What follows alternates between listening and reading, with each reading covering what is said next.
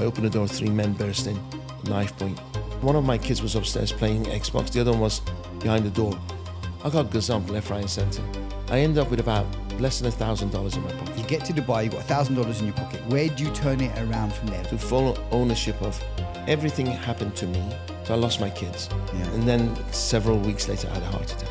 There's no shortage of money. Rich are getting richer. I was quoted 100 million. If you were going to go tomorrow and you could leave one thing behind to your kids, to your kids' kids. It's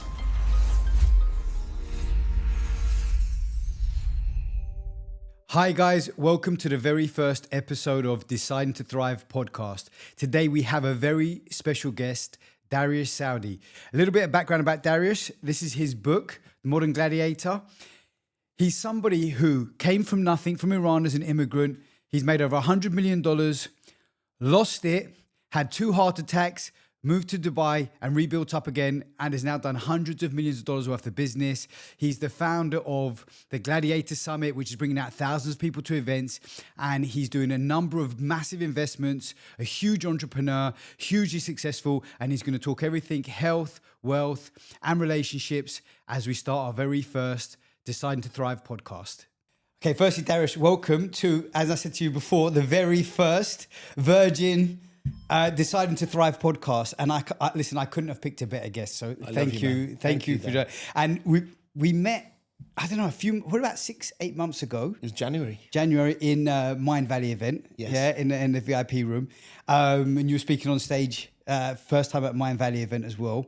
And we connected. And the interesting thing is your story was, and I loved everything you taught. I know Tony Robbins had a profound impact on your journey, but what was very interesting for me is how you turn life around after a heart attack. Now we're going to go back beyond that, but the major thing that connects me to you, and even more so now, aside from the haircut, by the way, we connected closer. is I ended up having a heart attack probably like a month or 2 after I met you. And going through like a rebuild phase of, you know. So where were you when you had a heart attack?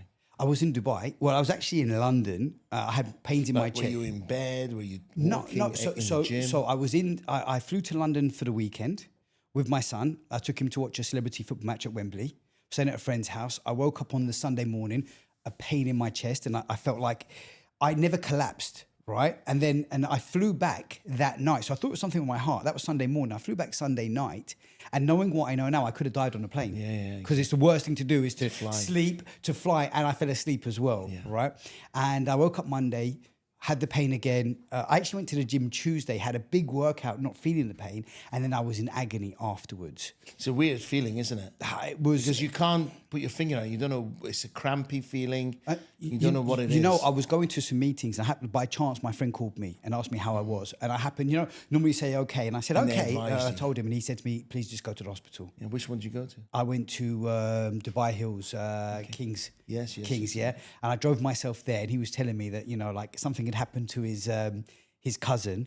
And in the UK, they sent him home 3 times from A&E. And then he had a stroke. And he said, please just go. Dubai's hospitals are good. Yes. And I went, and straight away they booked me. And when they checked me in, I still thought, because I was going to go to some meetings, I was like, yeah, it's a pain, but I was in agony, but I'll deal with it later. Yeah, exactly. And when they went, no, you're going to be staying here for a few days, I was like, really? Did you have stents put in? I did have a stent put in, yeah. One? Yeah, just one, yeah. Yeah, it was a major artery. About yourself? Yeah. I've had 2 heart attacks. Right, okay. The first one, not much, just gave me medicine. The second one was, I think, 5 years ago. I was in the States doing a talk. I got chest pain. Then I flew from this city to New York. It was really playing up. I was on stage. My heartbeat was like 120 beats a minute. It was ridiculous. That's not a lot. 120 beats a minute? Or maybe 160 or something. Yeah, 100, really crazy fast. Yeah. Yeah, 160. Yeah, 150. It was 160, and I was sitting. It was coming out of my chest. And then I checked in a hospital in America, and they said, you've had a major heart attack. And I thought, I'm not going to go to hospital in America. You get these stories of bills coming to millions of dollars. Yeah. So I flew, just like you. Oh, where'd you go to?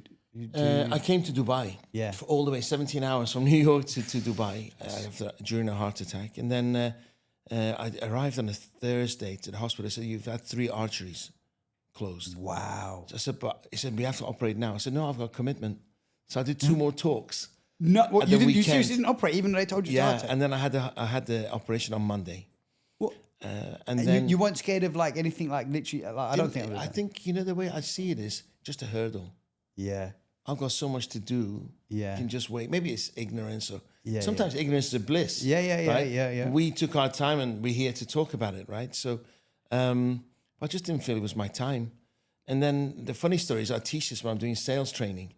I was on the hospital, but they sedate you. You're not quite asleep when they bring the stents in. Yeah. I couldn't believe they operate. Did they use your wrist? My or your wrist, my groin? wrist, my wrist. Yeah. In my first one, they shaved my balls. Yeah, really, yeah. And I was like, why are you shaving my balls for? It's really embarrassing. So no, we put it through the vein here. It goes straight direct to the artery. So I was like, I was half asleep and thinking, oh, go ahead. Half enjoying it, really. And then the doctor comes and said, what are you doing to the nurses? So we're shaving his balls. So no, you don't need to do that. We're going to use his wrist. Yeah. I think they did the same thing to me now that you said it, because if they have a problem with the wrist, the groin. they go through It's the groin. major artery goes down. Yeah. So I was asleep and the doctor wakes me up in the middle. Goes, Dariush said, yes. He goes, I found another artery that's closed. That'll be another $30,000 or some dirhams or whatever. And I was like, is this serious? So do you want me to operate? I said, yeah, of course. And then so when I do sales training, I said, that's the best close I've ever had. Open the guy's heart and said, do you want to die? Yeah. Do you want me to do it or do you want to die? Yeah, so I told the heart surgeon, he was laughing. So, and then they wouldn't let me go, and I paid. Yeah. So, but it was amazing. Incidentally, I have like the best insurance here, right? And before the heart attack, just a funny story, I didn't renew my insurance, and I was negotiating with them because I was thinking, look, I'm paying for this top insurance. I never claim. I'm super healthy. I'm in the gym every day. Yes. And whilst I was negotiating with them, the heart attack happened. Did they cover it? No, you had to pay. I paid, and then I did like a renewal, and they reimbursed got me, your right? money. But I had to pay first because they literally, it's I'm like in hard America. to get insured now because of my history. Not really, yeah. So But I again, paid they cash. wouldn't. They literally would stand over me like, right, we've done. Like you need to pay before you. Like Yeah, you can't yeah, go. yeah. Like you're Same just like a here. prisoner. Like. Same here.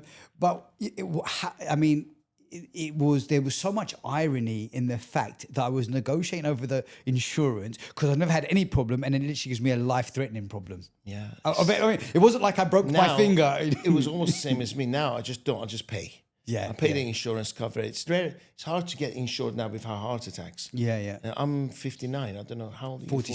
47, yeah. So at my age and my history, it's difficult to get insured. So Really, yeah. I just I just pay. But we jumped right into the meat of stuff because I want to kind of go back to the beginning, right? So you're originally from Iran, by the way, yeah? Okay, Yes. so and one of my best friends growing up was Persian, by the way, yeah? And you were living in London. 77, we went to Brighton Okay. to learn to speak English. So you moved to the UK to learn to speak English. At 77, 3 months, we went back. Yeah. And then there was a revolution starting. Yeah. So 78, we went to London. Right. We stayed there for 3. I loved London. It was cosmopolitan. It was amazing. And then the revolution started and we just stayed. And then one of my uncle had a job with ICI, AstraZeneca. Yeah. And they had an office in Cheshire, South Manchester. Yeah. So we moved to Cheshire. Right. And I remember it was 1978 and it was raining. And I was like, what beautiful rain. And it rained for 30 years. Never stopped raining. And I was Was like, it still beautiful or not? I want to kill myself after. It just never stopped raining. So When it's different, it's nice, right? When I swear. So Dubai is perfect. Yeah. The sun shines every day. I was born in 78, by the way. Oh, really? Yeah. So what month? August, 7th of August, 1978. Okay. So when you A moved Virgo. You're a Virgo? to Leo. Leo. Yeah, Okay. yeah. Oh, When I moved to when you moved to London, whereabouts? Where was it? Near Regent's Park. Right, okay. But we were only there 3 months. Swiss Cottage, Finchley Road. Near Swiss Cottage. Yeah. Yes. And so mainly Cheshire was where you grew Cheshire, up. Wilmslow. Yeah, Yes. Right. Yes. So I want to go back to some personal stuff, right? Anything, I love how open you are as well, by the way. So right, I know 3.5 years old. Then my father. When your yes, father correct, passed away, correct. I've got like these monumental things that I Sure, know sure. there's been like moments in your life, Sure, right? sure, So what I know is your father passed at 3.5 years old. So tell me a little bit about that. And He was. Yeah. Sorry. because what's great, you've done so much work on yourself and you teach a lot of stuff. How do you think that shaped you and who you've become? Like, what have you learn from that, or Sure. what did it I develop in you? think one, you just don't take life for granted, because he was 31 when he passed. He was an entrepreneur, so he'd taken massive risks. So when he passed, he had no assets, but he had businesses, and he was very honourable. And his business partners looked after us as a family for many years after my father passed. They didn't That's have to. amazing. That's beautiful. Yeah, But that speaks volumes for him as well. Exactly. You know? So honor was very important. The fact that you can't take anything for granted. I was brought up around women, which made me extremely sensitive. You know, this sixth sense that women have. So when I see people, very quickly I feel their pain. Yeah.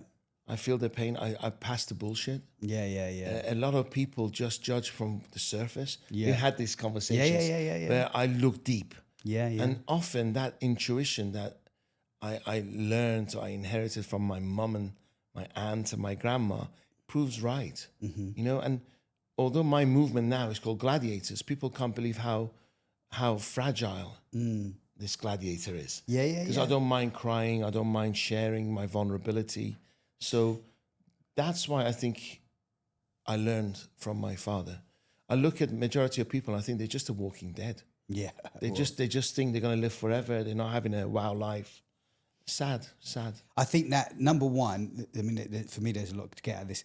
That I think that the honor that the people used to have doesn't really exists. Like, I don't know if that would what happened with your father's work colleagues or whatever partners. I don't know if that would happen today.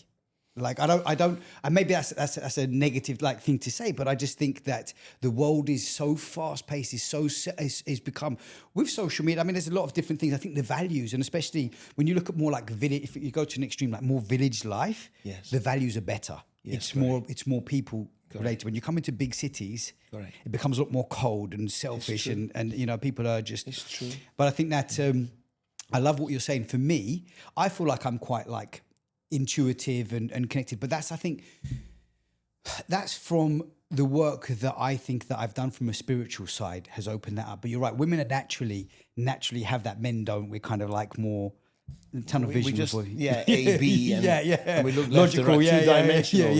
Yeah. So and what I've learned in life, and heart attack helped, is that I'm very clear with my boundaries. Right, yeah. And most people aren't. So what happens is they get into a relationship, be it business or personal, and they start a relationship, and the other party has no idea what their boundaries are. So they step all over it, okay?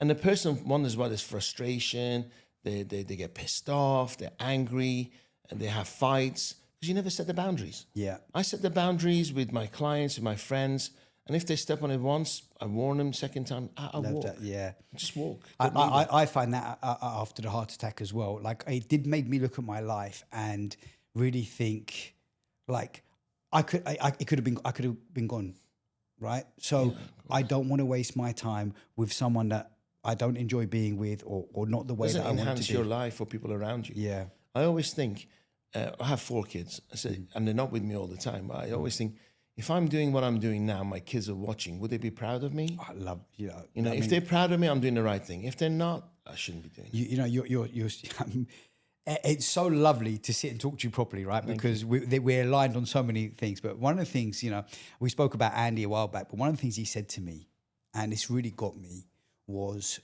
we were talking before about losing weight and stuff like that, but Andy said something to me, he said, who are you when nobody's watching?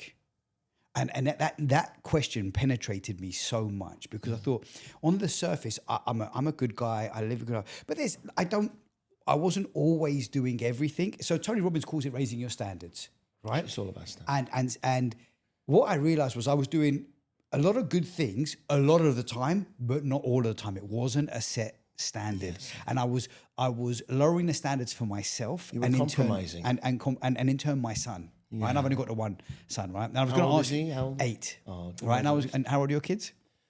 31, 30, 17 and 11.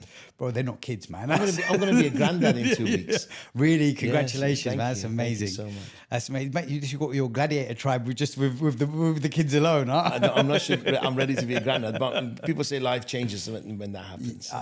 It'd be very interesting. I think, listen, life changes when you become a parent. I think it's very hard to teach somebody what it's like to be a parent. Yeah, to but the I feel I'm still 25. Yeah, I'm with 26. you. I'm with you. Yeah. So I hate the thought of being a mature granddad. Oh, No, on but a then rocking be, chair, yeah, but be a reading granddad the your way, Financial man. Come Times. on, you know.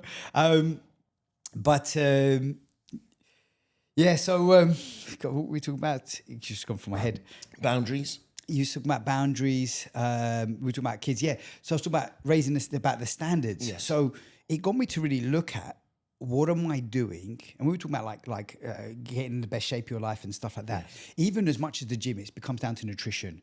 And for me, one of the things that hit me was my nutritional habits, like late at night and watching TV. And when I've put it all out for the Yes, day, and it was I've done, and I try and switch off. Yes. I used to find myself watching TV and late night eating. Yes. And when Andy asked me that question, I just said, you know what?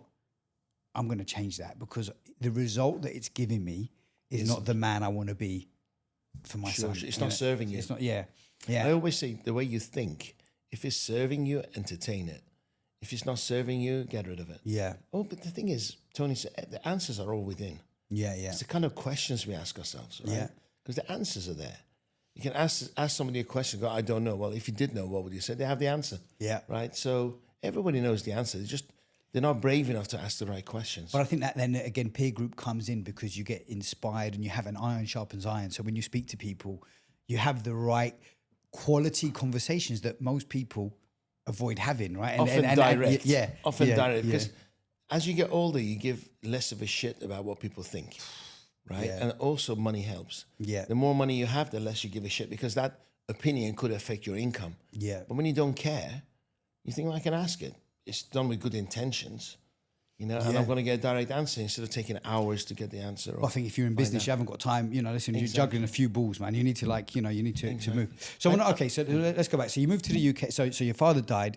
This is how that shaped you, because obviously different things happen. Some people break through, some people break down. So it's developed a muscle in you. I'm guessing you're the main man of the house. Did you have brothers and sisters? Always I was told it's your responsibility to take care of the family. Yeah. So I've been working since the age of 13. Yeah. Wow. Non-stop. All I know is work. I'm not particularly smart, but I'm always the hardest worker. Yeah. So I always made it, not necessarily I'm dyslexic, so I was in sales. And I always made it because I worked the hardest. I realized I sold more when it was raining, because all my colleagues were in the office. I sold more 5:30. What was you selling? Any Kirby vacuum cleaners. Oh yeah! Wow, that takes me back. That was wasn't that fax was that? machines, copiers, a mobile phone, and name it. I sold it, and I sold really well on a Friday afternoon at 6 o'clock, because all my colleagues were in the pub. And I was door knocking, and I could catch the owner locking up the shop and stuff like that. So I realized if you work hard, eventually, it'll work out well.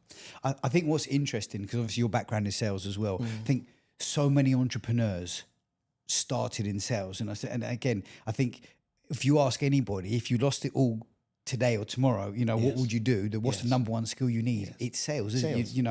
I'm launching a new business. Actually, I'm going into partnership with somebody, and they have a business in the UK, and they've put me onto their partner, minority partner who's running the company, and they said he's in operations, and I'm gonna move out to Dubai and be with you, and he's gonna take over the company. So the first thing you need to do is get him trained in sales, because operations it's a psychology. What is it? Solar panels. Oh, amazing. Solar panels. So again, that's a whole nother story we could go on a tangent on. But one of my businesses back in the UK, because I've had multiple different businesses, was a contracting business. We used to do security systems. Wow. And actually during COVID, I went back in and I started implementing systems that I got from my other businesses and from Tony Robbins, and I doubled the turnover and quadrupled the profits in a time where most companies were going bust, were shutting down. Exactly. Because especially in that industry, because when one engineer is sick, you've got a whole team out and they were isolating, and it was a nightmare time. But again, when you have exposure to different businesses and you've had learnings from someone like Tony Robbins, again, many people,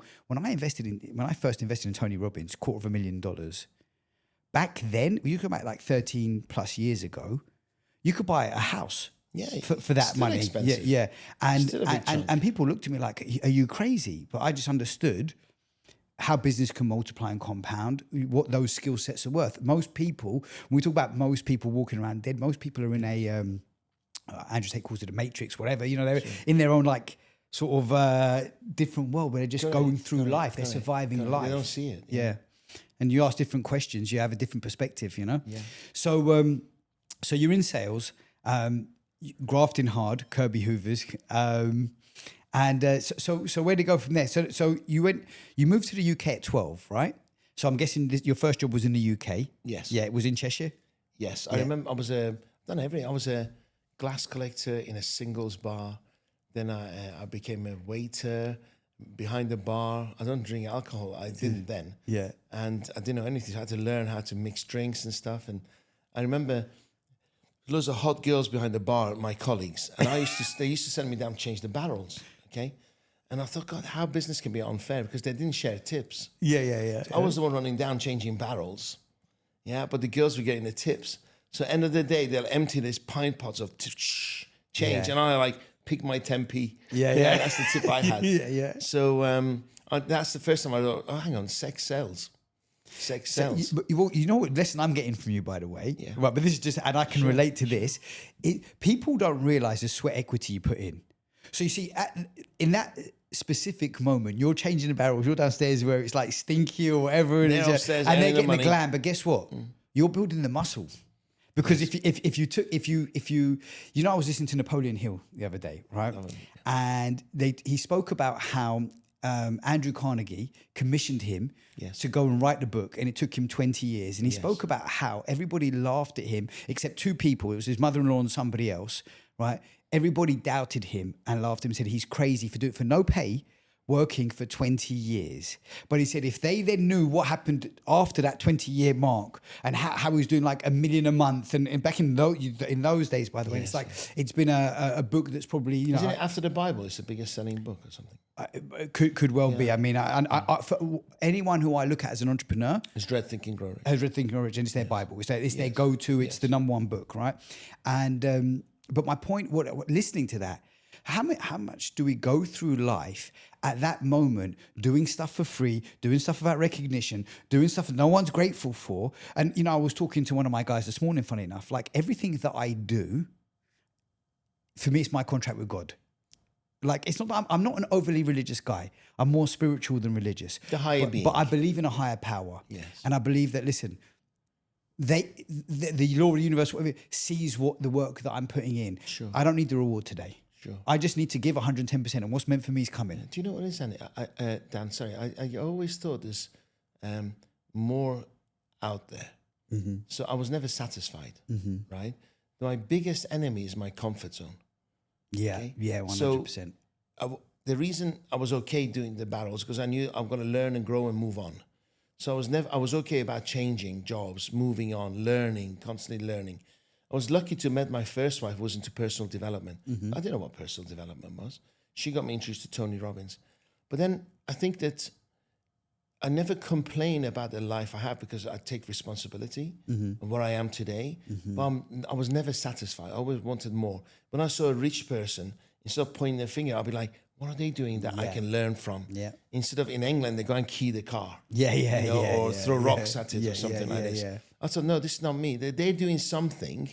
And then the closer I got to the successful, I think there's a lot of things that I don't like they're doing. Yeah. There's not one single person that I know that I appreciate everything they do. Yeah. But I can pick and choose what they're doing right and use it in my life to enhance it. Yeah. So not being satisfied. Talking about religion, if you don't mind me going down that route, is that I feel with religion, I was born a Muslim and my family have Jews, Christians and Baha'is in them. It's a lot of you're indebted, okay?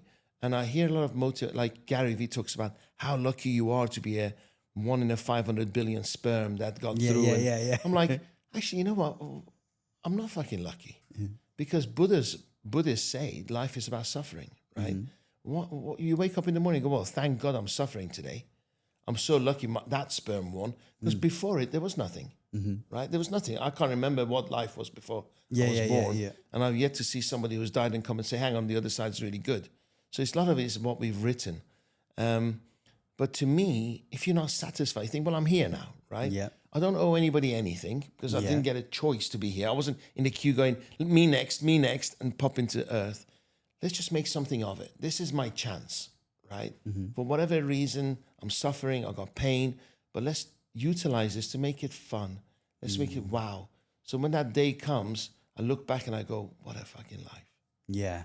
I did it That's all. a beautiful perspective to have, though, I and don't owe anybody to realize it anything. as well, Yeah, I don't know. We can go on for hours about religion. For me, I think that we are a spirit having a journey. I think, you know how like you get in a car when you drive, or you put the VR headset on, Joe Dispenza calls it the VR headset, right? You put the VR headset on, you go on a computer game and have that experience. I think we're spirits having a human experience, and that human experience has pain, it has pleasure. Sure. And then whatever you do, you know what I realized as well, like you don't, not all the good people win. There's like bad people that have massive influence and success and whatever, right? But if you believe you deserve it and you go after it and you take action on that, it's going to come to you. Whether your intentions are good or bad, if you believe it, that's it. I think a lot of people believe it, but they don't take action. Yeah, You they don't believe it take enough. action. They don't believe it enough. You can't sit at home wishing for a six-pack. Yeah, and then eat chips and watch TV all day. You got to take action. Yeah, 100 million %. The best thing, the way I can describe it is, there was a guy called Carl Sager.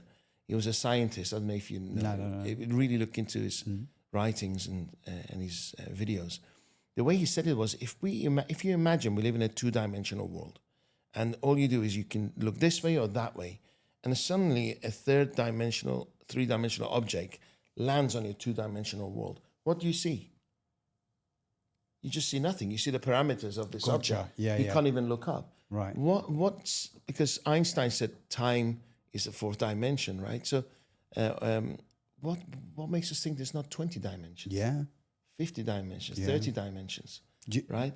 Because if you think about it on a scale, dinosaurs were here 150 million years. We've been here 150,000 years. We're a dot. We just think we're bigger than who we are. Yeah. It's a bunch of coincidences that formed us who we are today. Do you know who Mickey Singer is? The Surrender Experiment? No. Never heard of the Surrender Experiment? Okay. And he's got The Untethered Soul. Maybe you heard of The Untethered Soul? I heard, but I don't know enough about it. Right, okay. He's an amazing guy. But yeah, he talks about how experiences are occurring. So if there's a car accident in another country right now, it doesn't affect mine and your life. But it's happening. But something happens right in front of us, and we have more emotion, and we think it's connected to us, and we need to react to it. And basically what you're saying, how we're just dots, and the whole world is moving in its way, and there's a path and everything, and there's a whole load of things that are mapped out.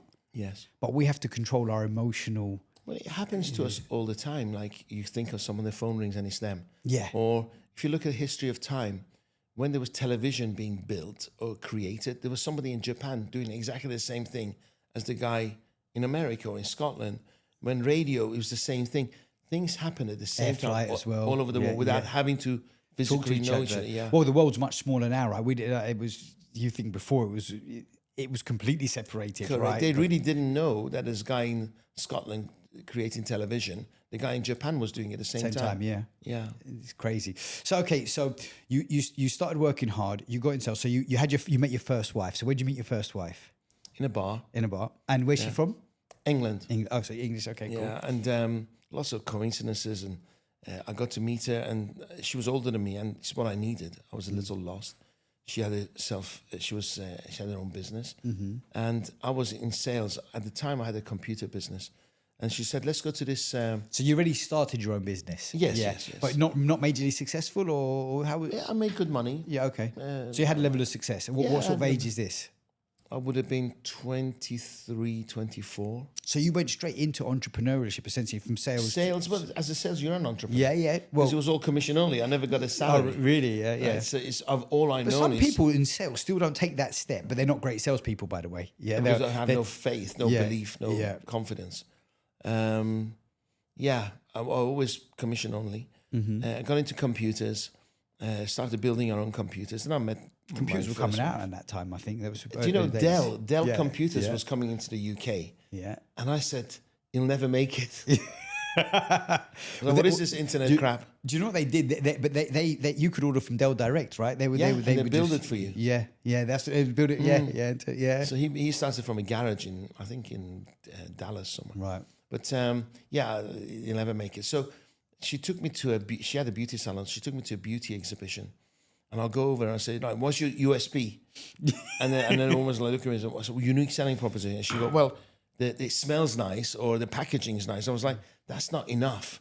So I said to my first wife, I said, I think I can get in, do quite well here. So I researched. I looked at peels, glycolic acid. I found the guy in New York. Went to meet him, Dr. Daniello. He's passed away since. And then we brought his products over. Right. And I saturated the UK market, then all over Europe. Then we changed our beauty salon name to Daniello's. And then there was an opportunity to have salons outside town. You know, health clubs like David Lloyd's and stuff. Yeah. I felt there was a massive opportunity to go into that business. Yeah. And then my first wife, she's not a risk taker. So what I did is I bought the first business, went in, lost a fortune, but 30,000 people went through our doors. Right. So that kind of footfall never existed. So she thought she could do something. The moment she came in, because she's a farmer, our business took off. Then we ended up having 7 health clubs. Really? Yeah. And I'm a hunter. She's a farmer. I meet you, I sign you, I get bored, I move on. Yeah. She cultivates, she looks after the person. Nurtures. She's nurturer, yeah. Exactly. Yeah. Even now she's extremely successful. So, so that was that. And then we became friends. The passion went out. Yeah, we became friends. I was still young. You had kids, though. You had how many kids? 2 children. 2 children. Yeah. And my sister lived in Dubai. Right. So I dabbled coming to Dubai. We bought some property, some land here. And then I cheated on her. I got caught.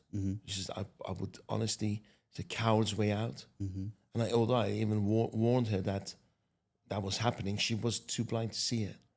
You know, listen. Firstly, I think it's great that you own it as it is. Yeah, she's my best friend. I cheated on my best friend, right? But nobody deserves that pain I inflicted on her. So. Yeah, I think we've got to raise our standards to be better. But ultimately, listen, we go through tough times. We are who we are from making the mistakes we made. But then it wasn't such a surprise because I was telling her. I was saying, I need passion. I need this. This is going to happen. This is going to happen. And she didn't make any changes. So I will never go through with it. But I'm sure she has her regrets. She's still my best friend. Which is good. We parted. She met someone in Dubai. Who was a real estate agent. And she moved in with him. I decided to look after our kids. And then one night I got attacked at home. I don't know if you read about it. I saw. So I know. Was it a knife attack? This is in the UK or in the UK? Right. Yeah. I wouldn't expect it. Yeah, I know Alderley Edge. Yeah. That's where all the footballers live. Yeah. They were my neighbours. Yeah. So one night, what happened was during my trips to Dubai, there was a company that took a 3D image of your child in a booth, and then put hundreds of thousands of bubbles in a glass, and then formed a 3D image of your child inside glass. Amazing. I was sitting at the airport thinking, they have them now in the malls. So I was sitting there thinking, this must cost a fortune, but it's waiting for people to come to them. So on the way back, I wrote a business plan that I was going to get one of these. I was going to go to schools. This laser engraving machine shouldn't be in a mall. It should be in a warehouse, cheaper rent, and I'll have the cameras at schools. And I started a company called 3D Kids. And I saturated the market in 6 months. Really? All nurseries, everything in schools in Dubai, in the UK were mine, but I ran out of money. The engraving machine was, I think, 120,000 euros. The cameras were 40,000 euros. And we could only print 12 glass blocks an hour. So we were working 24/7. I just couldn't print fast enough. At one stage, we became the biggest importer of glass in the UK. And we had loads of returns, so I didn't know what to do with it. So they have the canal and these longboats. A lot of the longboats have my glass as a stabilizer in their boats now. Oh, really? Yeah, because it was giving it away to these longboats. So, and then so I thought, what do I do now? Because when you're at the top, nobody advises you. And I thought, franchising. So, and then I signed 5 or 6 franchises straight away. One of them was this guy. And so they franchised you, they would license from you. Yeah. And they happened to be in Liverpool. And, Dan, the signs were always there. That guy was dodgy. He was like... Wait, from Liverpool? Yeah. And he was like, I'm a Liverpool fan. But, Me too. Yeah. So we're having a great season already. Yeah. So, the signs were always there. He was like, didn't put anything in writing. he'll come over and deliver the money. And I was so busy taking the company forward, I didn't see it. And then the attitude started changing, and they started giving me a hard time and constantly pressure to the point that I started avoiding a lot of the calls. And then one night, I'm sitting at home with my kids and knock on the door. I open the door, 3 men burst in at knife point, pinned me against the wall, wanting £250,000. One of them was him. He was your franchisee? A franchisee, yeah. That's crazy. Yeah, so I said, I don't carry that kind of money. Did you know it was him? Or yes, yeah, of course. What? No bad cover. Nothing. No, just come in. In with a knife. The guy had a knife here, saying, "Let me cut him. Let me cut him." Anyway, later on, they said they were trying to scare me, but you don't break into somebody's house and the kids there as well. Kids didn't see it, thank God. Right. One of my kids was upstairs playing Xbox. The other one was behind the door, and all I could think then wasn't like, "Oh, my life is in danger." All I could think was, "I hope my daughter doesn't open the door." Sees what's happening. Being a salesman, I talked my way out of it. And then I phoned one of my partners, said, call the police. They knew me. So I called the police. Within 20 minutes, they were arrested. They had the address in my car, of my house in the car, fingerprint on the doorbell. I mean, by the way, that was then. I think the police responds a lot quicker then. I don't know if it's the same thing now, if it would happen now. What do you reckon in England? Yeah, I don't think much of the UK police, unfortunately, because they did a deal with them. He admitted it was him. He didn't give the name of the accomplices. Yeah. I had to go 4 or 5 times to the police, to the courts, and they did a deal behind my back, and they gave him 6 months house arrest. Wow. For breaking somebody's house at knife point, 6 months house arrest. Wow. And during those 6 months, that night, I was so scared that they know people because they know me. I put my kids in the flight and flew them to Dubai. Right. So I lost my kids. Yeah. And then several weeks later, I had a heart attack. Wow. I think it was the stress and the pressure of it all. So it was a major Turning point. impact for everything though, right? Everything. Yeah. I just thought, you know what? I don't need this. Yeah. Just don't need that. Burn my boats, burn my bridges.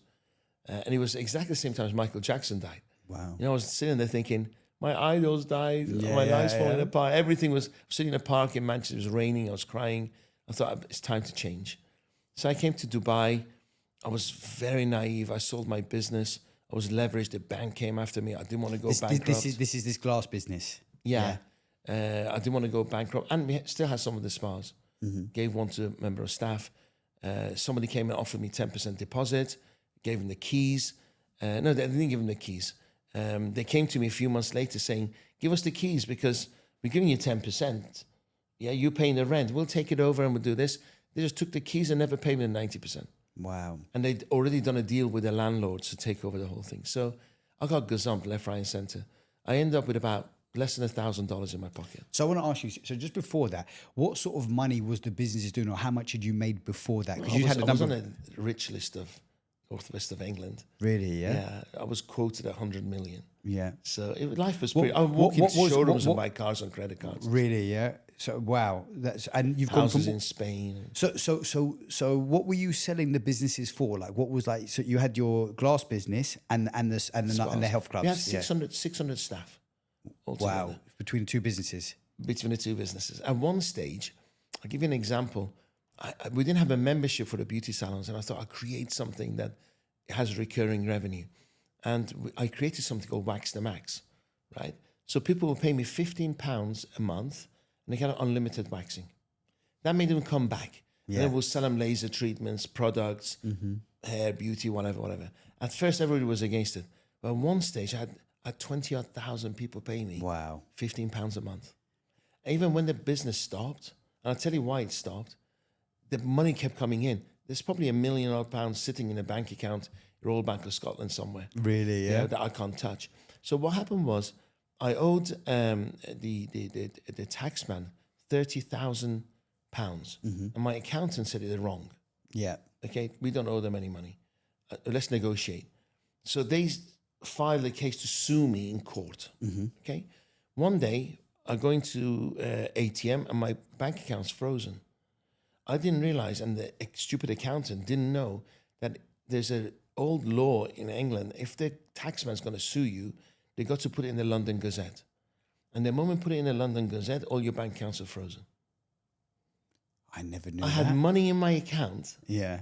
but my accounts were frozen. Wow. You know, everything. It was like, Happened in one God, go. give me a sign. Everything was coming Crashed. at that 2-3 months time. That similar thing happened to me. Not exactly that thing, but everything crashed down on me when I moved to Dubai. It crashed before I moved out. Yeah, as I At was the same moving. time. Yeah, No, yeah. Mine was a reaction of continued. escape, run. Not nobody's after me. I'll go back to England a lot. Yeah. Didn't go bankrupt. I wish I'd gone bankrupt. I could have ended up with more money. Yeah. But it was the case of like, physically, I'm going to die. I already had a heart attack. There's stress I can't take. Even now when I go, after about 2 or 3 days, I need to leave. Because England, everybody's TV, watching street corners, rain, grey. Everybody's dark. Nobody talks positive. I remember going back to London a few months ago, driving. I was staying at one of my friend's house, and I was driving from the airport back to, and just driving through the roads at night time, and it just makes me. And even though it's like it's all residential, but there's just something that doesn't feel that as safe. confined space. But it just doesn't feel as it's confined. You like I'm looking at what could come out. The clouds are pushing you down. Yeah. The neighborhood, the roads are tiny. Everything's congested. When I had my heart attack, I took my son to Wembley. The game was on the Saturday. I flew in on the Friday and I flew out on the Sunday. Yeah, I went in for the game. anymore. Yeah. And that's London. Imagine Manchester. Yeah. Right? London's cosmopolitan. It's got more energy about it. Well, look, that's a whole lot of negative stuff. So then there's the rebirth, right, from It's Dubai. the best thing that's ever happened to me. Well, you know what? And again, going back to Tony, he always says, your worst day becomes your best, best day thing that ever happened to because me. when everything I'll crashes, still be over there in a miserable place, doing a job that I didn't enjoy, running a company that I didn't enjoy, working with people that I didn't like, having suppliers that I didn't have. But listen, you've been an entrepreneur like really your whole life. It's not just the heart attack. It's not just Dubai. You like listen at 23 and whatever 27, whatever the age was exactly. How old are you when you moved to Dubai? 44. Right. So for quite some years you were in Cheshire then, yeah? Yeah, 30 odd years. Yeah. And you've done some big business by any like listen to be on the rich list you've and even listening to you look. I've studied a lot of business. I'm quite proud of my achievements. Yeah, when I listen to you and your understanding, recurring revenue and all this, I didn't know any of that stuff.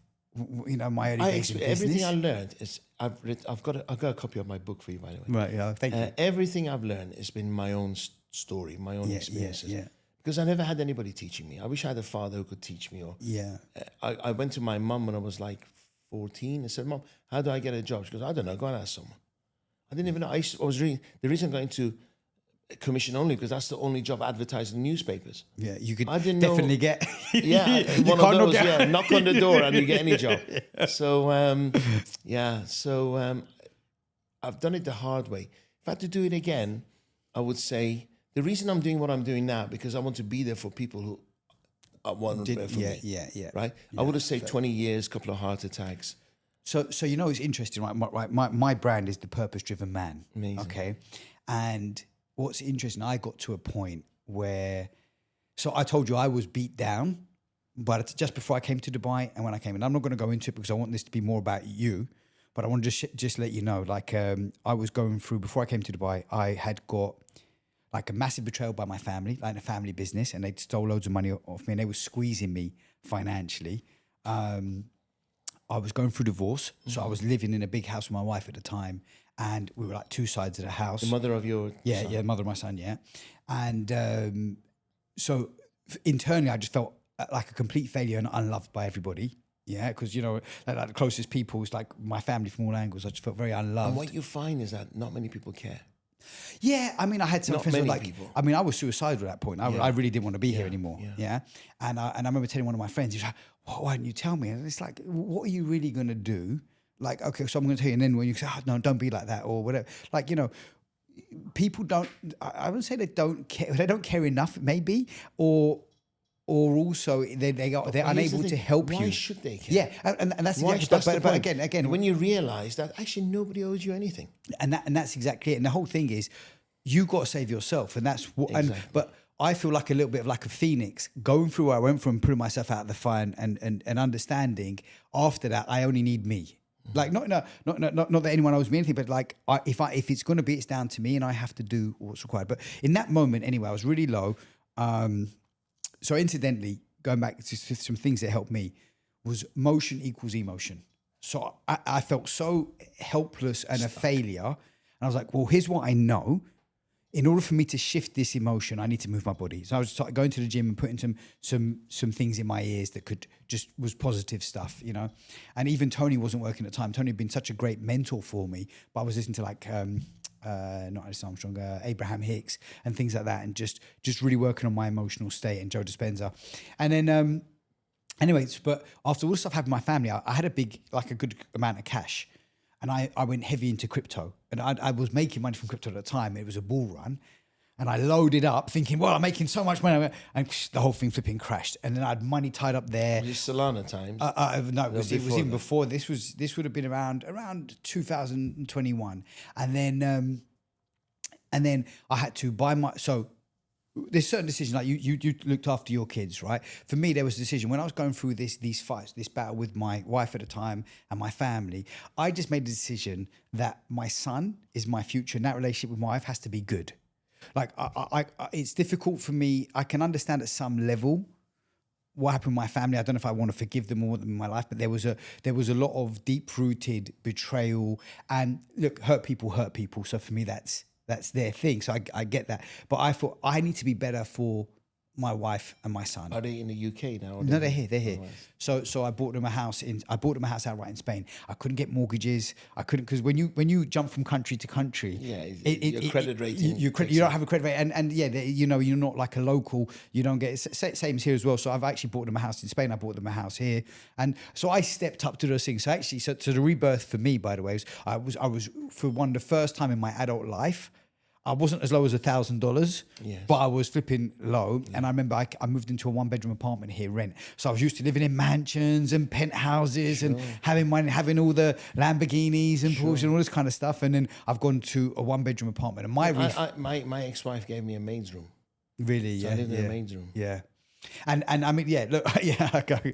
So, and then, but how I reframed it for myself, I was broken when I left my son, because he was 4 or 5 years old at the time. I think 4 years old. First time I was not that long ago, my friend. Yeah. No, it was all. I've been in Dubai 4 years, so he was 4 years old, and I was like heartbroken. And then I remember thinking, okay, look, that's the bad way to look at it. Like, that's not going to serve you, right?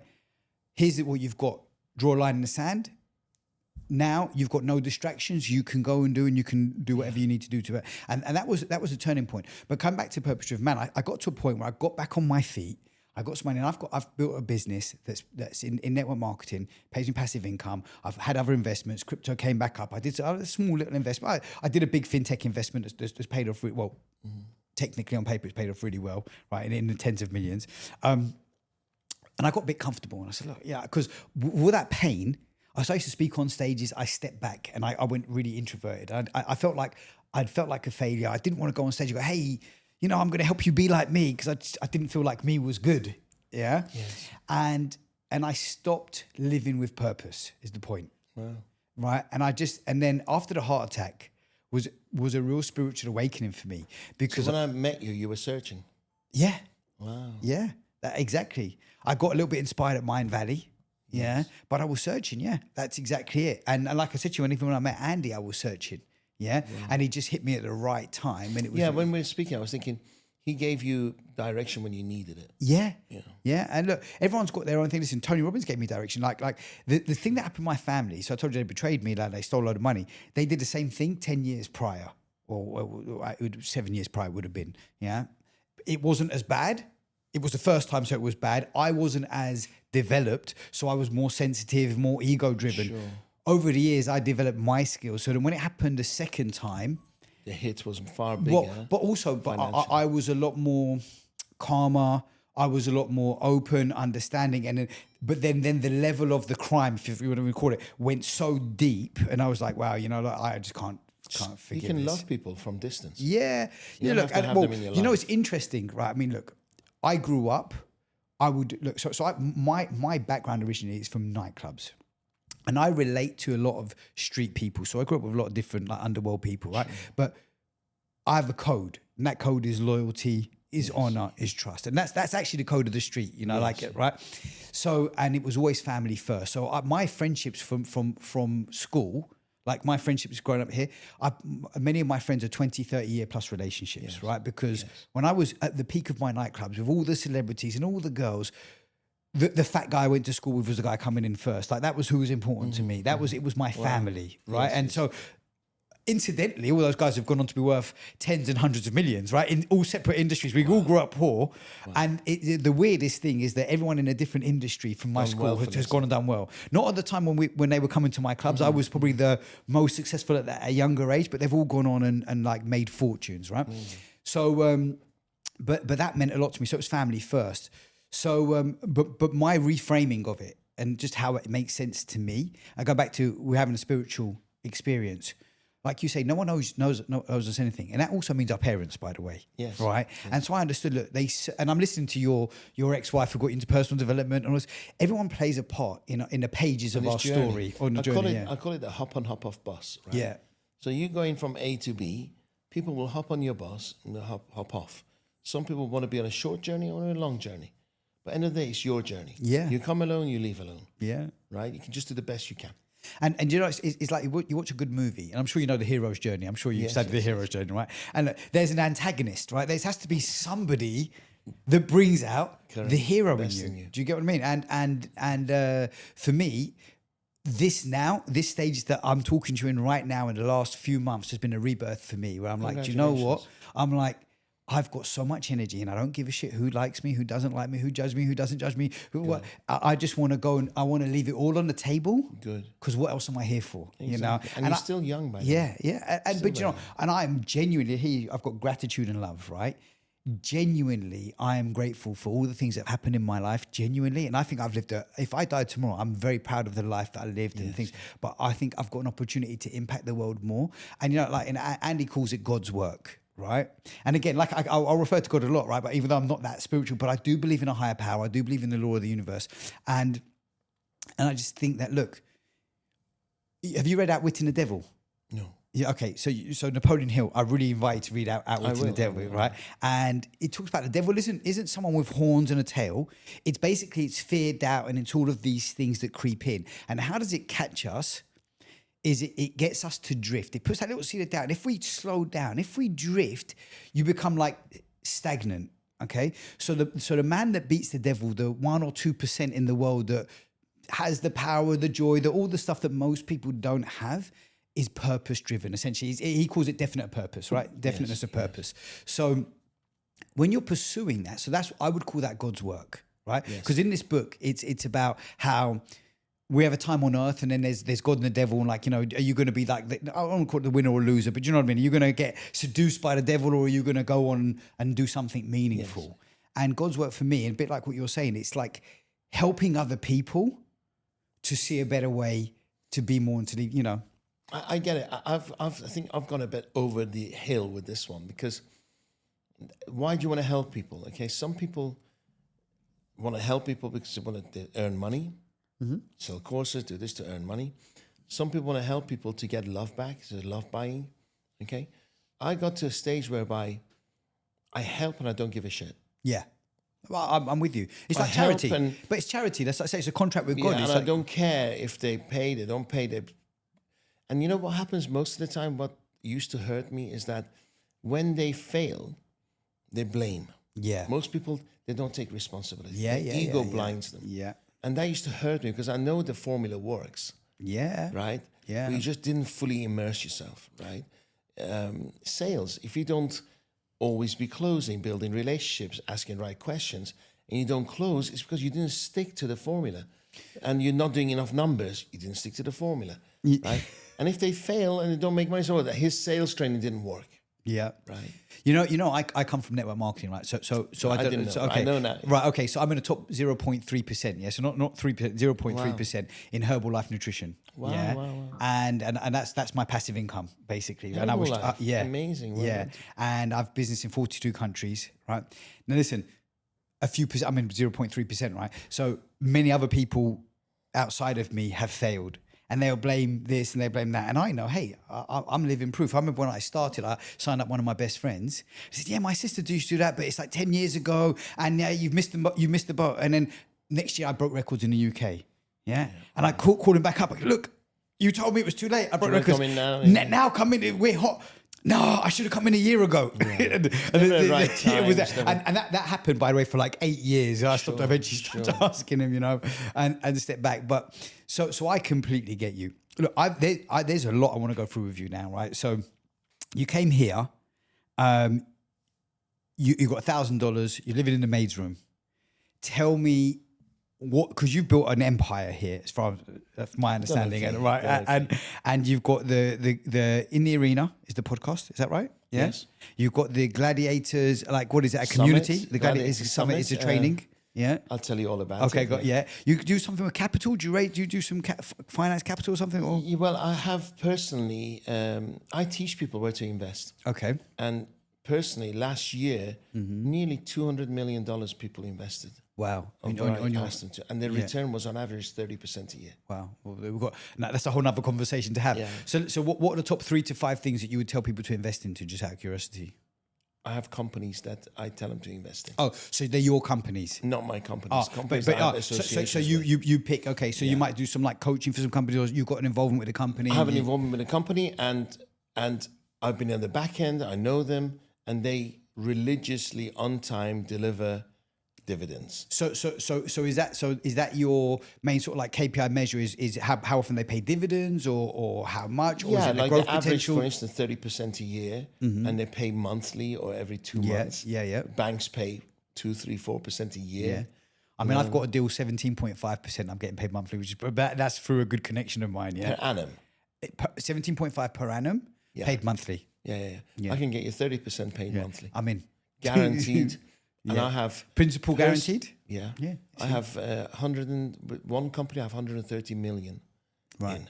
I'm living off my passive. Right. And it's growing, as you know, because when you hit that curve, yeah. I can't spend money fast enough, and there's more money coming in to reinvest. So I teach compounding. Yeah. But then it took 8 years to compound, right? You've got to be disciplined. You got to put certain percentage of your money aside. It's the hockey stick. Listen, it's like grass growing. Or the bamboo. The bamboo. Exactly. This is exactly. All these principles. It doesn't matter what industry you're in. They're the same. You have to invest well. I mean, here's another thing. Recently a celebrity came to me a year ago, and he had $2 million to invest. Okay, and he said, "I heard that you advise well." So I got him to put $1 million in 6 months. He got 30% per annum. So he got 15% in 6 months. Yeah. Put his other $1 million in. And for 1 year, he's been getting paid every month on time. And he's hating the experience. Hating it? Why? Hating it. I said to him, are you earning more money than ever before with least amount of work? You know what? Because somebody said to him, it's too good to be true. Oh, really? Yeah. When they decide it's too good to be true, it doesn't feel good. It doesn't matter. Because it's a self-fulfilling prophecy. They're looking at selling their time, working their asses off. They don't realize the rich get rich by investing. The rich don't sell their time. And he's the hardest working celebrity I know.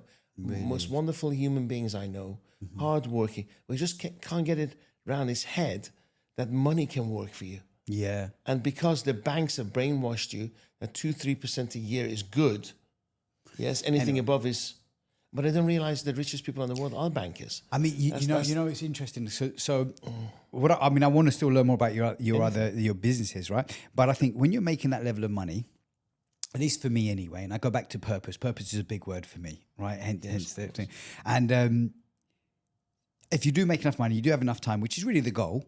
And I lost my purpose. Not that I was so rich, but I was rich in time, and I had a great life. I've lived a great life. I thought, right, what means something to me is, so a passion for me is number 1, helping kids, just because I see them as being the future.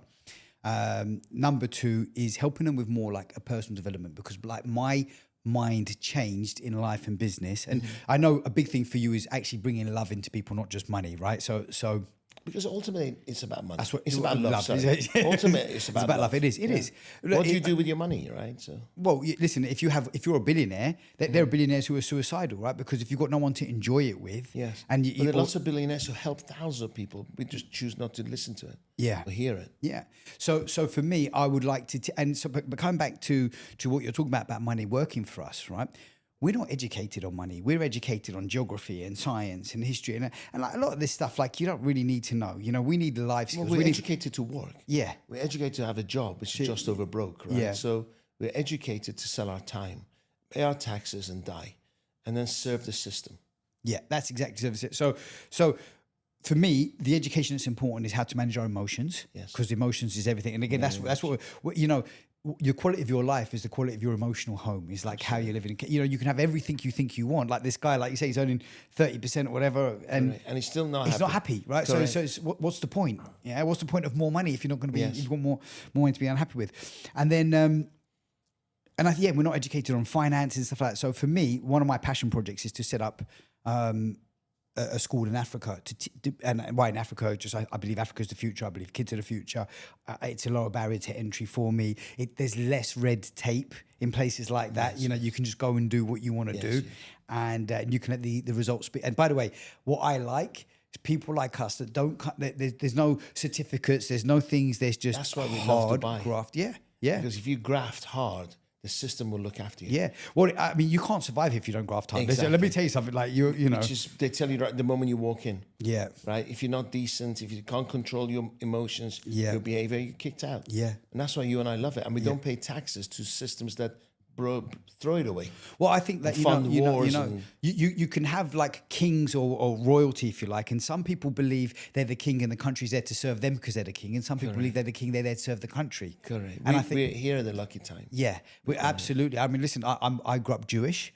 My mum's Old English Jewish, right? So, and again, and you go back to like, you know, the American movies that brainwash us that the Middle East is like the enemy and terrorists, right? And I remember my mum telling me, "Oh, you've got to have like the Sheikh's picture up on the wall because otherwise they'll kill you," right? And it's just like when you come here, you understand. No, people flipping love him because he's a leader for the people, and he still has his yachts. He still has his amazing lifestyle. His family do, but they just know how to look after their people.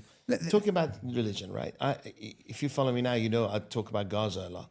But here's the thing: Jewish, Christians, and Muslims got on fine 100 years ago in Gaza. So all of this is all a. Do you know what fugazi is? No. Like it's all a smokescreen. Yes. There's a political play agenda, and it's been from since COVID. I mean, I try not to get into politics, right? But since COVID, it's like they've shown their hand, and there's nearly like a good and an evil. There's some manipulation going on to segregate us, and it happened in Black Lives Matter. True. And it happened in the fires in the Too. Amazon, Me Too movement, the Amazon fires. Do you remember when the Amazon was on fire and people talk about it's going to literally affect our oxygen? And other countries are saying, "Hey, we'll help you." No, we don't want you to help. So what, you just want it to be, you know? And there's a whole load of stuff I don't know, and I believe. But listen, I've spent a lot of time in Israel. Yes. Okay, so just for clarity, I'm born Jewish. I've got Iranian friends. Incidentally, one of my best friends is Iranian Muslim. Yeah, it's like you're the chosen people. I've got Jewish Iranian in my family. Really? So, Yeah. But one of my best friends from school, very wealthy family. They own a town called Latifabad. They're very wealthy, right? Yes. And the dad's name's Abdul. But he calls himself Eli, right? When he's doing business with Jews, right? Because supposedly Jews rule the world. But look, I think there's all one God. I think even religion itself is a level of segregation. Right, sure. It's smaller communities, but if we were together as a whole and we said, "Hey, there's a higher power, there's do good, there's this," we'd all be more together, right? So I think but I think that the biggest banks are religious banks. Yeah. But knowing Israel, just for one point of thing, right? It's a bit like 9/11 as well, by the way. 9/11 for me is another smokescreen, right? But knowing Israel, it's impossible. What was it, October 7th or 10th or something? Whatever. It was impossible for those people to hang around for 8 hours without any interference. Right. And I know that. And I'm having this conversation with my mum about this because she was, again, people are brainwashed.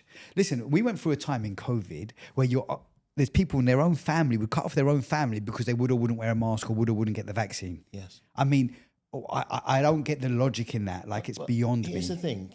It's proven that CIA were behind bin Laden. It's proven Netanyahu was behind Hamas. It's proven that the British and the French supplied mustard gas to Saddam Hussein to gas the Iranians. Do you wonder why there's no trust? Yeah. You can't come and impose your rules onto somebody else without knowing somebody else. Well, I think, look, you run a big company. And you can have all the best will in the world, right? And by the way, and I think we're part of the few that are consciously aware or more consciously aware, on that evolution. Not everyone is so consciously aware, right? But I think money and power or like breeds this kind of thing. Like, and again, it's one of the things as well. Like, look, you see what these movies with, like, if the world was coming to an end, right? Let's just use US because they're the movie. They're the movie, right? They're in the movie. So the president can't come out and say, "Hey guys, the whole world's coming to an end." They're gonna have to say, "Pretend everything's okay while we protect who we believe is the most important." That's what people in power do. Yes. Right. So I don't think there's a right and a wrong. I think that I look at what was happening with Russia. I remember when I moved to Dubai and Russia was sanctioned. I quite like Putin. I mean, I don't know him personally. I don't know everything, but I believe that he was... Actually, Russians like Putin. Yeah. Yeah, they're happy with their Putin, leader. yeah. We like... 1961, I think it was, when the Russians wanted to put nuclear weapons in Cuba. There was nearly World War III, I don't know if you know. I don't know. No. Kennedy brought all the warships, and they were literally at loggerheads. And then Khrushchev, I think, turned the boats around. But they were that close to World War III because America didn't want to have nuclear weapons at its doorstep. Putin's saying the same thing. Yeah. Don't put nuclear weapons on my doorstep. But he's being provoked. Listen, Right. I mean, look, for me, just to underline it, I think Biden, that administration, there's a lot of negative, evil, whatever you want to call it. So I believe that they were a lot behind the provocation with Ukraine of Russia. Yes. Right. And I used to go to Kiev a lot. And I've never been. A lot. And maybe 50 times I've been to Kiev. They were selling toilet paper with Putin's face on it in the streets. Really? Yeah. You know, that's provocation, right? Yeah. Your So next door neighbors. And But again, so there's a lot of this stuff that I think was stirred up that's caused. But the reason I'm telling you is it's all a disruption to distract us from being united, from being happy. And what I've realized anyway, I was saying I like Putin, but again, does that mean if Putin had all the power? I don't agree with how the UN are treating Gaza. I don't agree with how the UN are treating Russia. I think there's that. The UN's got no power. Well, it's all governed by America, essentially. Yeah, they didn't allow a Palestinian president to the UN last week. I think that's I'm hoping that's changing, right?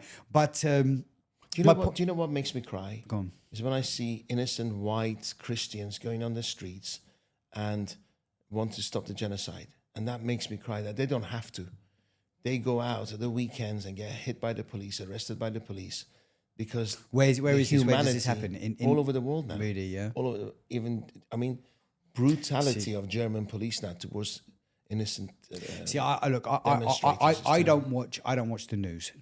So we're all over the world. I was in Manchester, sitting in Waterstones, and there was a crowd of about 2,000-3,000 people walking against genocide, and it made me cry because I love that.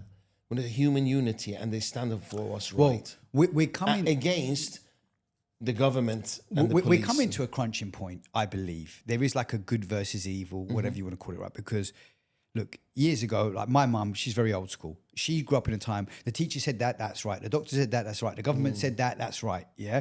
We're coming to a place now where things are so bad, and they kind of exposed their hand with COVID because it was so unreasonable, it was so wrong, and people started to wake up. Yes. And I remember when Iraq, Saddam Hussein was sending Scud missiles to Israel, nuclear missiles. They were threatening nuclear missiles to Israel, and although he didn't have any, they didn't have any. And I remember watching on the news in the UK, and they went, "Tomorrow we're going to show you proof that he has this little thing in the United Nations. No, wait. And Colin Powell, wasn't it? Yeah, maybe. And then 1 million people marched. And I was quite young, like relatively young, maybe 20, I can't remember, 18, 20. Jewish, thinking, okay, great, show us the thing. But also thinking, 1 million people have marched. It had been the biggest march ever.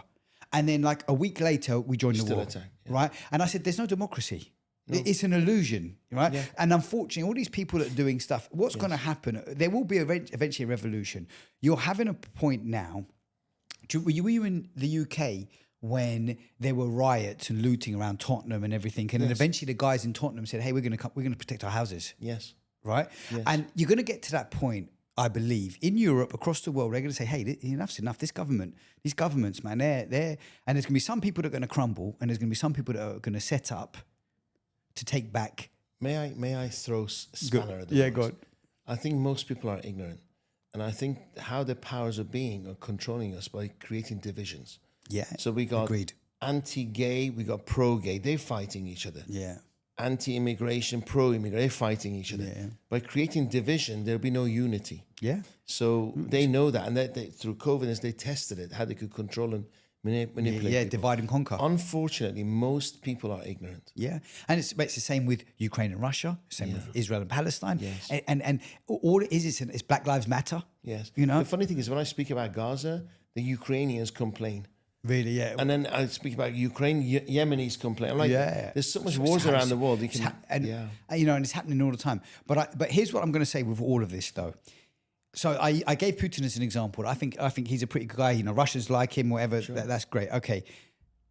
If he had all the power, would he still be a good guy or whatever? I'm sure there's things he does. It's not good. It's not good as well. I decided to take myself away from the news, take myself away from politics, and focus on here's what I can control. And I'm fortunate, and COVID shows you, right? It doesn't matter how rich you are, what you got within reason, right? What your connection are.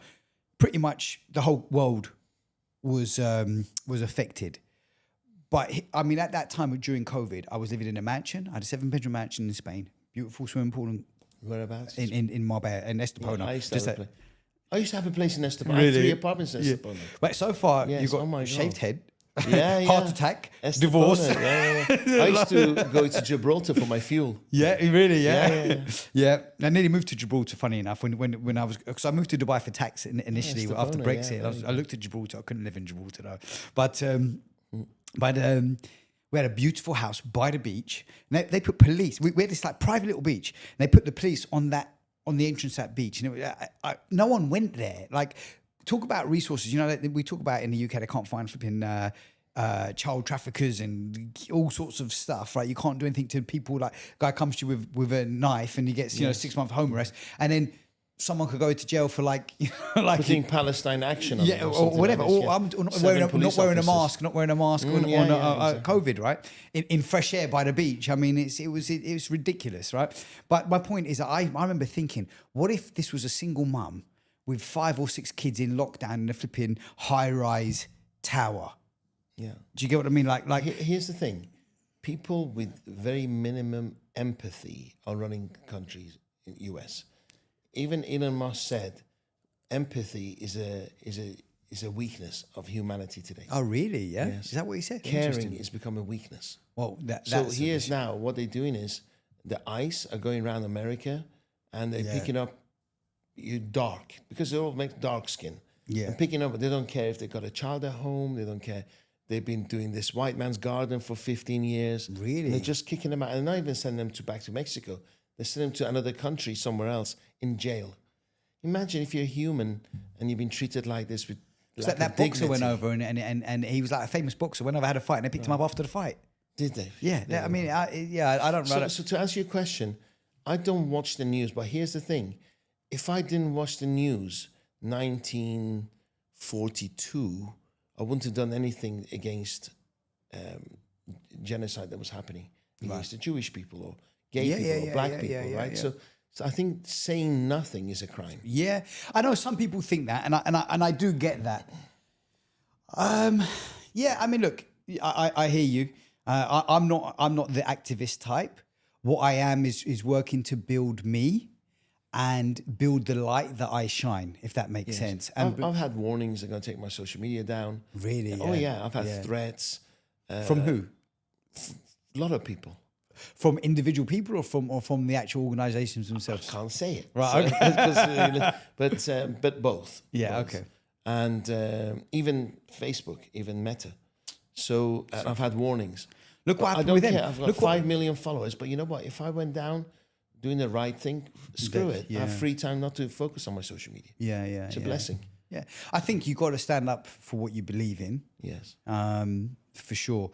I want to switch gears, right? Because it's okay. I want to switch gears. I want to. Already an hour. Yeah, and as I told you, man. Listen, we could go for 2-3 hours for sure. I want to. We'll finish off in about next sort of 10, 13 minutes. Sure. Yeah, by 25, right?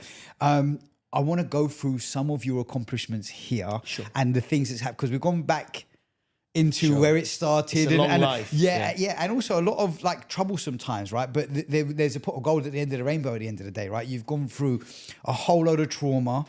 You know, I wouldn't have enjoyed the pot of gold if I hadn't gone through that, right? Yeah. So I felt more of deserving of it, the more like appreciative of it. I feel more like I called my followers are called gladiators. Yeah, because gladiators had unity. They had code of honor. They were spiritual people. They were vegetarians, right? Right. They exercised, they worked out, they were humble, and they entertained the crowd, they served the people. So, where am I going with this? I felt more like a gladiator when I had nothing, damn. Yeah. So I got up early in the morning, I knocked on doors.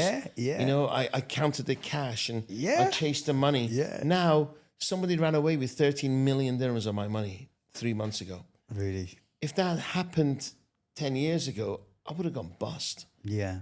If I hadn't got my money back, he would have sent me back 5 years. Yeah. But I was at a stage whereby, thank God I can live. What was it? Property deal? Bounced checks. Right, really? It was an investment in this guy's company. Right. And he bounced checks on me.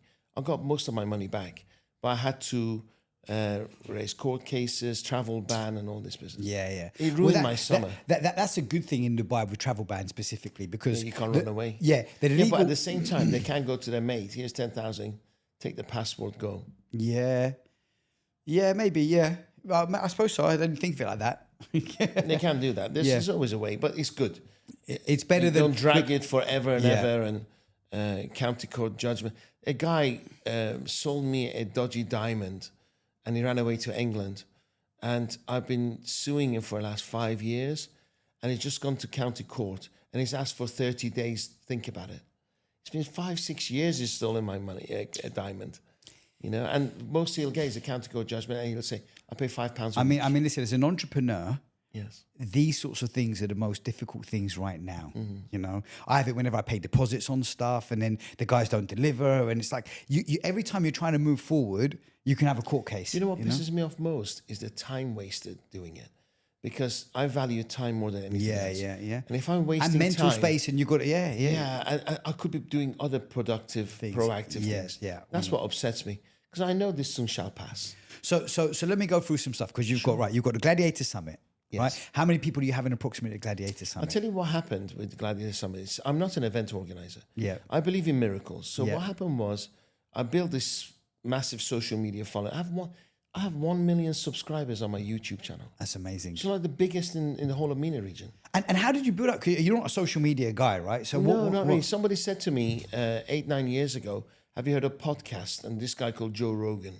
I listened. I said, "This is good. I know a few people." I got him, and every week religiously, I started interviewing people. So you started this 8-9 years ago podcast. Yes, wow. So and it built momentum. You know, you've built some stuff, right? Like the health clubs, everything, right at the peak. Right at the peak. As they're coming. And I've missed so many peaks. I missed so many opportunities. That's how you look at it, right? And I've missed so many great opportunities. Yeah. I had a mobile phone business, and I opened the Financial Times, and it said the mobile phone industry is saturated to 98%. I thought, well, why am I in it? Never thought people would buy phones because of internet, screens, cameras. I didn't have the foresight. So I could have been a billionaire now. Yeah. So I've missed tons of opportunity. So what happened was somebody said, well, you've got 3 million followers on Instagram, 1 million on Facebook, 1 million on YouTube. You should be speaking on stage, okay? And the followers like you speaking on stage. So they said, go to this guy, where we met. And a year before, prior to meeting you mean Vision? I don't particularly want to. Yeah. And I went to his event in Dubai, and I didn't connect. Right. I didn't think the speakers were working from the heart. They were trying to sell you courses. I didn't feel the acoustics were very good. I didn't connect, and I wasn't going to go over to the person, the decision maker, because I felt you had to kiss ass. And I don't do that. I have an ego, right? So I just sat there with 2 people next to me. I said, you know what? I can do better than this. So I put the wheels in motion. And I did an event called Gladiator Summit. 700 people turned up. Amazing. Didn't discount, didn't give away a ticket, nothing. And people came to me and said, this is amazing. It's the best event ever. It's edutainment. It really is. It rocked. And speakers that the people didn't know didn't sell one thing down. It was just heartfelt. Just gave. And then people came and said, do another one. So the very next day, I went to World Trade Center. I put a down payment and booked a date, November 15th, 2024. Yeah. And 3,500 wow, 3,500 people turned up. That's unreal. And that gentleman was on my stage. Oh, really? Yeah. Do you have a friend of mine, Nino? I don't know if you know who Nino is. He's like a PT here, big guy. I know Nino, Romanian. Yeah. I know Nino very well. He's going to be out with me and with Patrick. He's with a David. follower, So I know he was at Gladiator Summit. I didn't know. I think that's maybe where I first found out about you. I didn't Nino and his wife. His wife was managing my social media. Is that how? PR. Yeah, and I know Great guy. I know another girl who's doing some PR stuff. I forget. She knows my ex-wife, Indian girl or something, or a local girl. Anyway, She was doing it for me. PA maybe. Ankita? Could be. I don't know. She's trying to do anyway. So with me, she's working with me. Yeah. I'm sure I can. Well, it's complicated to find out name now. I don't know. We're not the best. And also, there's a lot of people who say they work with me. Yeah. Then I find out. This one definitely does. But I'll find out. And I'll look in through my phone. How are you coming across this one? How? She knows my ex-wife. So And what's the my review? ex-wife has gone into like healing and stuff, and so they were talking about doing events, and she's helping you with some events. I don't know the ins and outs, something like this. So they were just. So when she first told me about it, I was like, I met Dariush. 'Cause I just met. It was just after Mine Valley. It's amazing how many people get to know you. I was sitting in the But mall. Dubai's a small place, though. Every day I get asked for photos, which is nice. I think every time I think of giving up, somebody comes and says thank you. God sends them my way to say continue. Do you know what? Right, I've only just recently started putting myself out on social media. Like I'm talking like a matter of weeks. Yes. And I'm getting all these messages. And people that I want to say, look, I don't know if look up to is the right word, but like I'm inspired by, going, I'm so inspired, what Jesus, I'm so inspired. And I'm like, really? I'm just, but it's great. It makes me realize, I've been hiding something because it's energy, isn't it? You just put out good energy and everything's going to... At the same time, I've had people, every day I get 4 or 5 people asking for money, begging for money. Yeah. I've had stalkers. It's been painful too. Really, yeah? Well, I've got a lot to learn from you and your journey because I believe I'm embarking on it a few steps behind, Good luck, amazing. Yeah. So you got the Gladiator Summit, 3,500 people. Yeah. You've got the investment side. What's that company called? The people capital- come to me. I'm not going to share. Okay, cool. Okay, It's various companies depending how much people invest. So it's like a private investment sort of Yeah. thing that you do. And then what else? I own. I'm investing in many tech companies. Yeah. But we own a chain of veterinary clinics called Noble Vets. Okay, yeah, nice. So I have Yes, I all think I over know about Dubai. that as well. God, yeah. And Well, we're all over Dubai. So yeah. And so then I suppose what I want to ask you is, anything. well, I want a couple of questions in finishing. Let's start with this. What was the biggest thing, the biggest decision you made that shifted? You've had this like roller coaster journey. You get to Dubai, you got $1,000 in your pocket. Where do you turn it around from there? Like what's Took full ownership. okay? To full ownership of everything happened to me. Is meant to be. I own it. I created it. Don't blame. And I'm the only one who can get myself out of it. So what I did was I had a goal with a date on it, and I worked backwards. So did you write it down? So was that what you did? Every day. You said I had postcards everywhere. like vision board type because of my thing. life was shit. Yeah. Right? I can't go say I'm rich, manifesting rich, and life says you're poor. Yeah. Right. I didn't have a car. I was door knocking. So in would you Dubai. go back to sales in Dubai? Pardon? You went back into sales. In Sales. Dubai. That's why I sold my soul. I sold. what would I'm you do? dyslexic. I was selling a copy. I'll write your sales copy. Anything. Really? Yeah. Yeah. Pay me 20% of the increase I bring in, or don't. Is that pay how me you at started all. your business?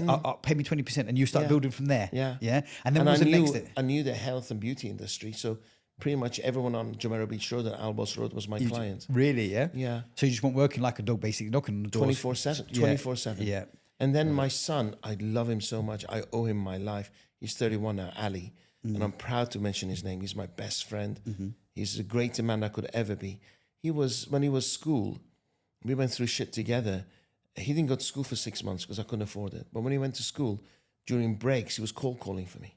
Wow. So when the kids were playing football, he was cold calling. I used to, for my family business, I used to go to college, university, come back home, and when we started with our family business, my dad was diagnosed with cancer. I used to drive him to the hospital, and I'd come back and I'd be like on the phone, and I'd be Dog there and making bone, Same. Yeah. My beautiful son.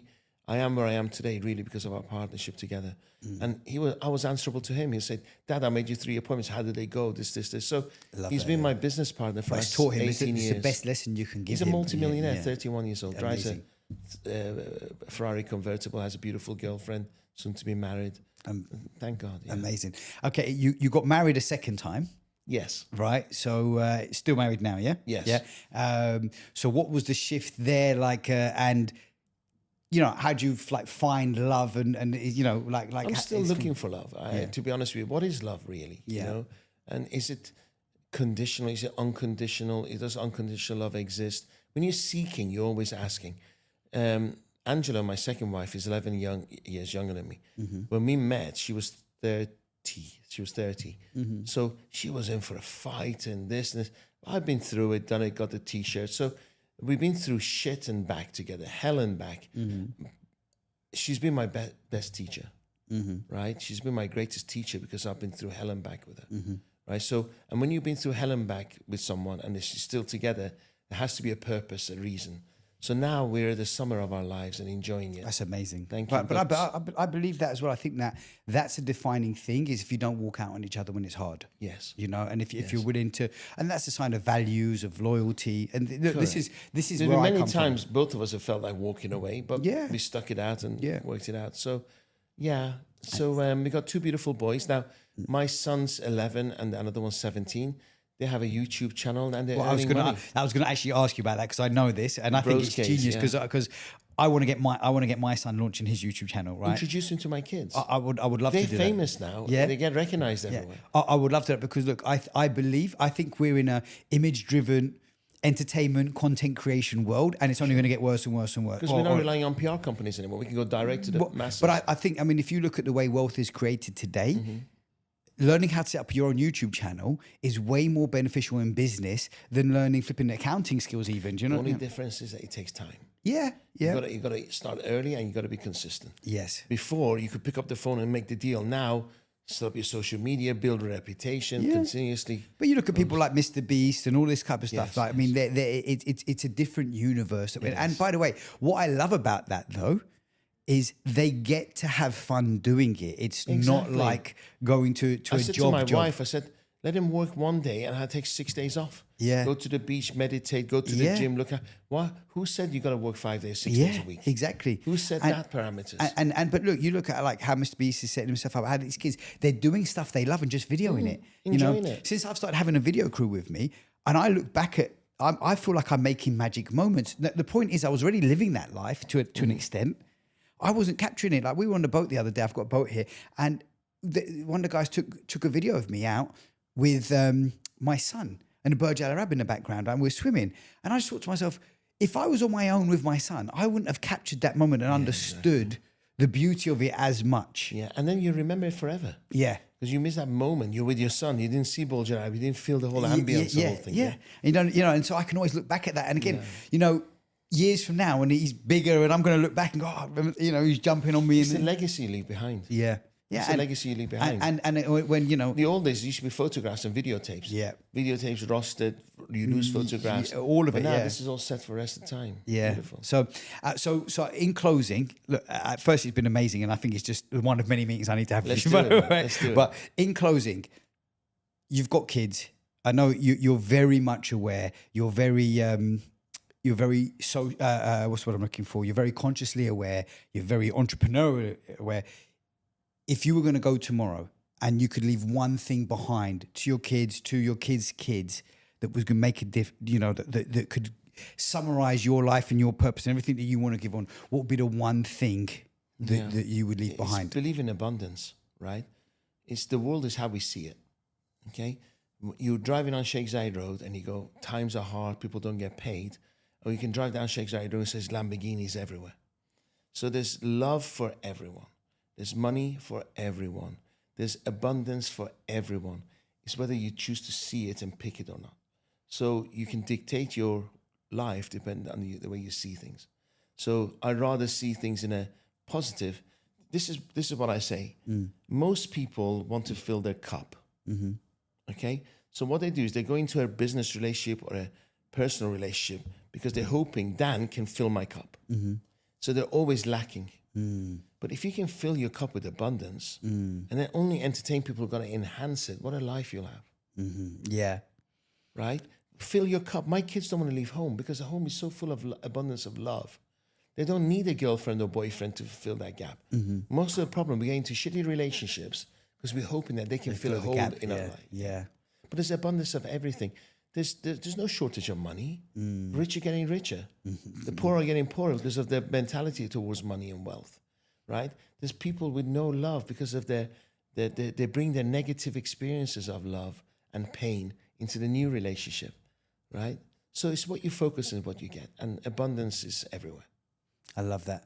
Dariush, it's been an absolute pleasure. Thank you, so much. And we'll see you soon. Thank you so much. Thank you so much. Thank you. Thank you, Jess. Was that okay?